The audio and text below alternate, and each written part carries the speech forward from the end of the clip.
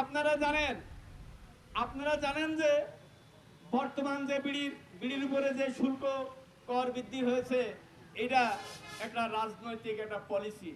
এই পলিসিটা হচ্ছে এনবিআর এর চেয়ারম্যান কিছু সামাজিক সংগঠন যেমন আজ্ঞা পোকা এই ধরনের সংগঠন দিয়ে আমাদেরকে বিড়ির উপরে শুল্ক কর বোঝানো হচ্ছে যে 18 টাকাটা 30 টাকা।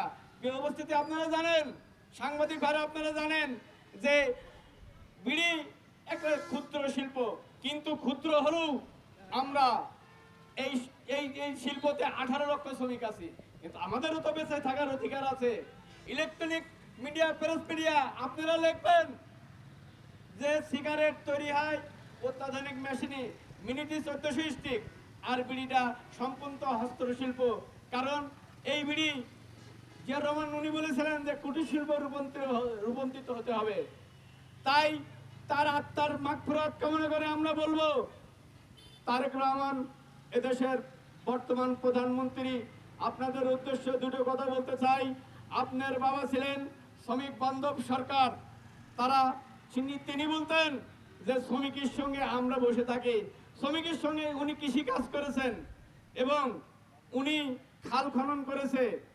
তাই আমরা বলবো এই বিড়ি শ্রমিকের সঙ্গে জড়িত আছে সমাজের সুবিধা বঞ্চিত, অবহেলিত, স্বামী পরিত্যক্ত এই সমস্ত মানুষ নিয়ে আমরা এই বিড়িতে তৈরি করি, কারণ এটা দেশীয় শিল্প।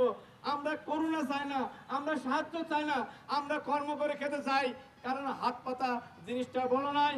তাই প্রিয় সাথী বন্ধুগণ, আমাদের এই বিড়ির উপরে যদি শুল্ক কর বৃদ্ধি হয়, তাহলে বাংলাদেশ বিড়ি শ্রমিক ফেডারেশনের উদ্যোগে আমরা রাজপথে নেমেছি। এই শুল্ক কর বৃদ্ধি না হওয়া পর্যন্ত আমরা মাঠে থাকবো ইনশাআল্লাহ। তাই সাথী বন্ধুগণ, আপনারা সবসময় প্রস্তুত থাকবেন। এই আজ্ঞা প্রজ্ঞা এই দালাল থেকে সাবধান থাকবেন, কারণ এই দালালরাই এই দেশকে ধ্বংস করেছিলেন, এই দালালের কারণে শেষ হয়েছে। তাই